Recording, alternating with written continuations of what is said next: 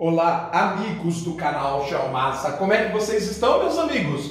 Viemos para mais uma aula de Matemasa. Ontem nós retomamos, hoje nós estamos retomando novamente, uma vez que o Matemasa ele é dividido em três partes. A matemática básica, que foi apontada ontem, uma matemática mais abstrata, com o estudo dos conjuntos, nós que já estamos definindo os subconjuntos, e na sequência, na terceira aula, a sessão, a playlist que a gente chama de Aplicando, onde nós estamos resolvendo uma série de exercícios para os concursos públicos, aplicando aquilo que nós aprendemos. Pois bem, gente, hoje então nós vamos continuar na definição de subconjunto. É necessário então que você retome a playlist chamada de Matemática para Concursos, onde nós temos essa parte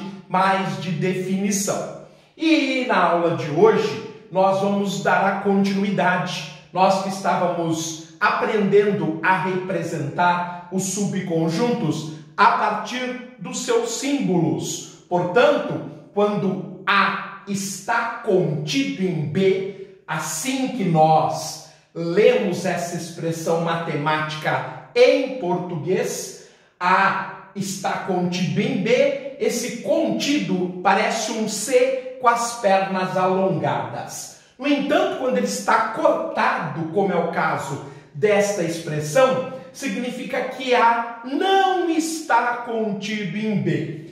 Portanto, se A não está contido em B, significa que A não é um subconjunto de B, ou A não é parte de B, ou ainda A não está contido em B, como eu li a expressão para vocês no início. Por outro lado, se o conjunto A não está contido no conjunto B, isso acontece se e somente se existe pelo menos um elemento de A que não é elemento de B. Ora, se A é um conjunto exclusivo e parte de A combina com B, está em B, ok. Só que para A não estar contido em B, esse conjunto tem que ter elementos exclusivos, ou seja, que não pertencem a B. Simbolicamente, ou seja, na linguagem da matemática, nós escrevemos da seguinte maneira: o conjunto A não está contido no conjunto B se e somente se existe um elemento X, tal que X pertence a A, mas X não pertence a B. Então veja como é que nós, primeiro, representamos a situação e como é que nós escrevemos. Eu vou mais uma vez traduzir para vocês a expressão matemática.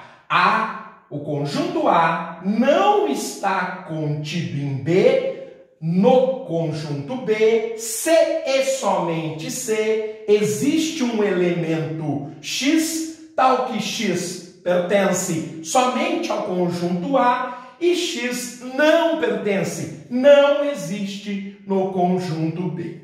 E aí eu trouxe alguns exemplos para vocês. Lembrando que o colchete significa conjunto. Logo, o conjunto 2 e 4, ele está contido no conjunto 2, 3 e 4. Por quê? Porque o 2, ele pertence ao conjunto 2, 3 e 4.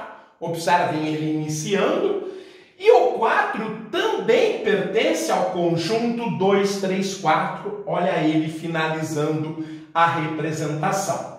Por sua vez, o contrário não existe. 2, 3 e 4, conjunto representado pelos elementos 2, 3 e 4, ele não está contido no conjunto representado pelos elementos 2 e 4. Por quê? Porque 3 é elemento exclusivo do 2, 3 e 4. Logo, ele não existe no conjunto formado pelos elementos 2 e 4. Como a gente escreveu, pois 3 não pertence ao conjunto 2 e 4. Ele é elemento exclusivo do conjunto 2, 3 e 4.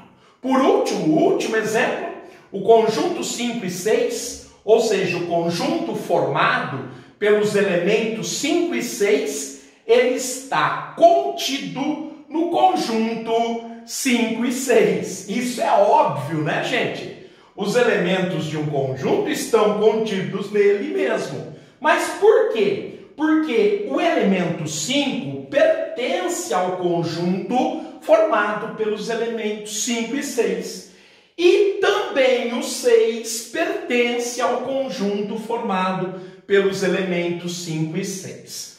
Essa relação de conter ou não conter, de existir, de pertinência, ela é muito importante quando nós estudamos os conjuntos. Na próxima aula, nós vamos prosseguir nessa relação de existência e de pertencimento.